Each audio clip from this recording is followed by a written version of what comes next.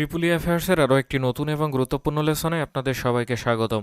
বিগত 25 আগস্ট 2023 সালে Bangladesh power development board BPDB কর্তৃক অনুষ্ঠিত সাব অ্যাসিস্ট্যান্ট ইঞ্জিনিয়ার ইলেকট্রনিক্সের নিয়োগ পরীক্ষায় যে গুরুত্বপূর্ণ রিটেন কোশ্চেনগুলো এসেছিল, সেই গুরুত্বপূর্ণ রিটেন কোশ্চেনগুলো নিয়ে আমরা ধারাবাহিকভাবে বিস্তারিত আলোচনা করব এবং সলিউশন করব। আশা করি সবাই ট্রিপল অ্যাফেয়ার্সের সাথেই থাকবেন। 1 নম্বর কোশ্চেনটা হচ্ছে, সুপারপজিশন থিওরেম ব্যবহার করে নিচের সার্কিটের আইএবি এর মান বের করো।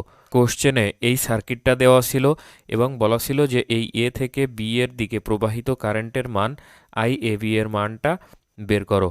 তবে এখানে একটা শর্ত দেওয়া ছিল, সেটা হচ্ছে এই সার্কিটটাকে সমাধান করার জন্য সুপারপজিশন থিওরেম ব্যবহার করতে হবে। আমরা সার্কিট সমাধানের জন্য বিভিন্ন থিওরেম সম্পর্কে জানি, যেমন Norton theorem, Thevenin's theorem, maximum power transfer theorem. এই থিওরেমগুলো ব্যবহার করা যাবে না, এখানে শুধুমাত্র সুপারপজিশন থিওরেম ব্যবহার করেই সার্কিটটাকে সমাধান করতে হবে।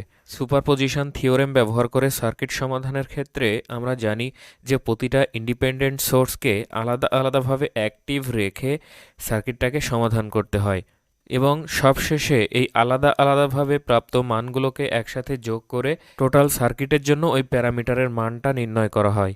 এখন আমরা সুপারপজিশন থিওরেম ব্যবহার করে এই সার্কিটটাকে সমাধান করব।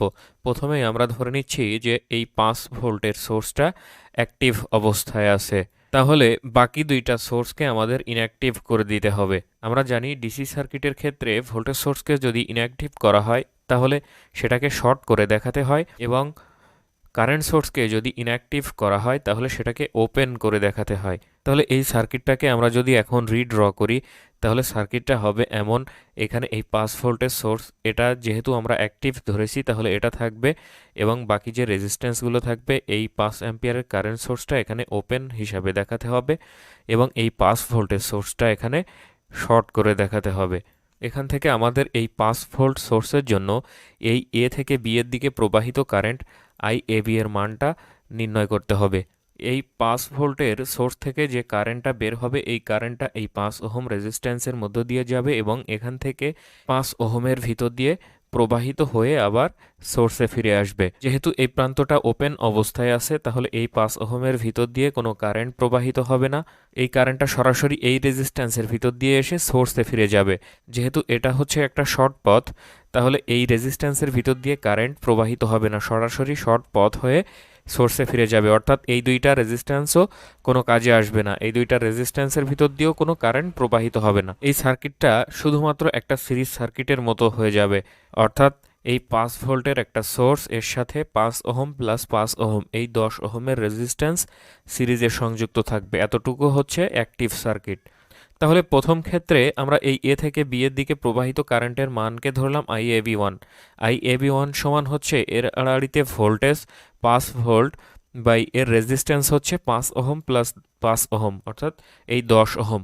এটাকে ক্যালকুলেশন করলে আমরা এই আইএবি 1 এর মান পাবো 0.5 অ্যাম্পিয়ার এবং এর যে কারেন্টের ডিরেকশন সেটা হচ্ছে এ থেকে বি এর দিকে। এখন আমরা এই 5 ভোল্টের সোর্সকে অ্যাক্টিভ রাখবো এবং বাকি দুইটা সোর্সকে ইনঅ্যাক্টিভ করে দিব। তাহলে এই সার্কিটটাকে যদি আমরা রিড্র করি তাহলে সার্কিটটা হবে এমন, যেখানে এই 5 ভোল্টের সোর্সটা আছে এটা শর্ট আকারে দেখাতে হবে এবং এই 5 অ্যাম্পিয়ারের যে কারেন্ট সোর্স এটাকে ওপেন হিসাবে দেখাতে হবে এবং এই 5 ভোল্টের সোর্সটা অ্যাক্টিভ অবস্থায় থাকবে এবং বাকি যে রেজিস্ট্যান্সগুলো ছিল সেগুলো ওই পজিশনেই থাকবে। এখন এই 5 ভোল্টের সোর্স থেকে যে কারেন্টটা বের হবে এই কারেন্টটা এই 5 ওহমের রেজিস্ট্যান্সের ভিতর দিয়ে এসে এখান থেকে সরাসরি এই পথে চলে আসবে। এখান থেকে এই রেজিস্ট্যান্স ঘুরে আসবে না, যেহেতু এটা একটা শর্ট পথ। এখান থেকে এই কারেন্টটা সরাসরি এই 5 ওহমের ভিতর দিয়ে এসে এই সোর্সের নেগেটিভ টার্মিনালে ফিরে যাবে, অর্থাৎ এই এ বি টার্মিনালের ভিতর দিয়ে কোনো কারেন্টই এখানে প্রবাহিত হবে না। তাহলে এই আইএবি 2 হচ্ছে 0 অ্যাম্পিয়ার। এখন আমাদের এই কারেন্ট সোর্সটাকে অ্যাক্টিভ রেখে বাকি দুইটা ভোল্টেজ সোর্সকে ইনঅ্যাক্টিভ করতে হবে। তাহলে এই 5 অ্যাম্পিয়ারের সোর্স যখন অ্যাক্টিভ থাকবে তখন এই ভোল্টেজ সোর্সটাকেও শর্ট আকারে দেখাতে হবে এবং এই ভোল্টেজ সোর্সটাকেও শর্ট আকারে দেখাতে হবে এবং বাকি যে রেজিস্ট্যান্সগুলো আছে সেগুলো ওই পজিশনেই থাকবে। এখান থেকে আমাদের এই এ থেকে বি এর দিকে প্রবাহিত কারেন্টের মান বা আইএবি 3 এর মানটা নির্ণয় করতে হবে।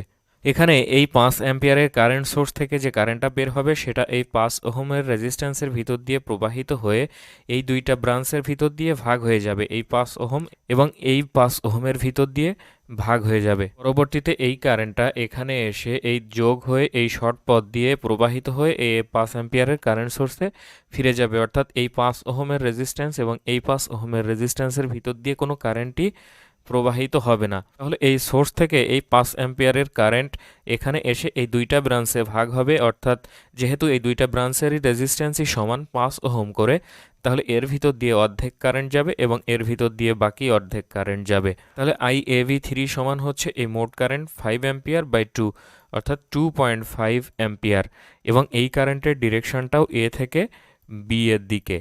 এখন যে প্রতিটা আলাদা আলাদা সোর্সকে অ্যাক্টিভ রেখে যে আলাদা আলাদা কারেন্টগুলোর মান আমরা পেলাম সেগুলোকে যোগ করে টোটাল কারেন্টের মানটা নির্ণয় করতে হবে। তাহলে এই IAB সমান হচ্ছে এই 5 ভোল্ট সোর্সের জন্য অ্যাক্টিভ রেখে যে কারেন্টটা পেয়েছিলাম IAB1, এই 5 ভোল্ট সোর্স অ্যাক্টিভ রেখে যে কারেন্টের মানটা পেয়েছিলাম IAB2, এবং এই 5 অ্যাম্পিয়ারের সোর্সকে অ্যাক্টিভ রেখে যে কারেন্টের মান পেয়েছিলাম সেটা হচ্ছে IAB3। তাহলে IAB1 সমান হচ্ছে 0.5 অ্যাম্পিয়ার এবং IAB2 হচ্ছে 0 অ্যাম্পিয়ার এবং IAB3 হচ্ছে 2.5 অ্যাম্পিয়ার।